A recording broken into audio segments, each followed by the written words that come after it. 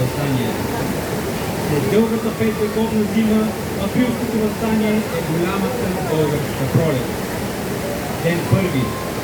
Ден на тръпнещи надежди, на влезатко поетично опиянение, на гореща кръв, на дръзко непокорство, на отприщени фантазии и на чувството, че най-после я има България. Априлското въстание показва невероятното единство на нашия народ. Хората, взели участие в него, принадлежат към всички слоеве на народа.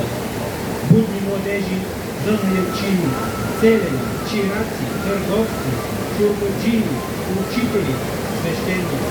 Всеки, който милее за свободата и независимостта на България.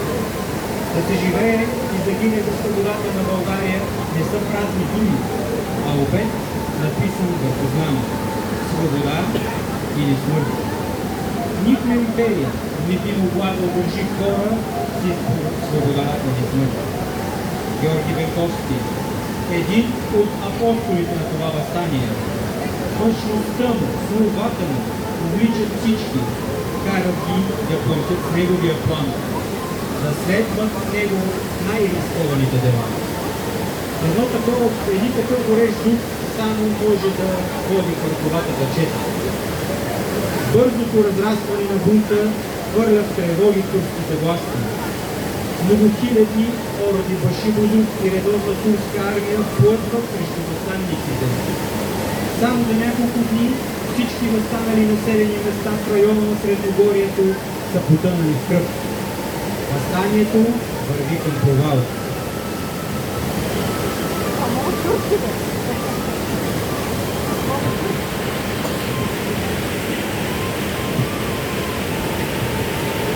Бенковски и неговата дружина са убедени, че въстанниците от другата страна на планината са постигнали успех и решават да тръгнат към Дъбнова.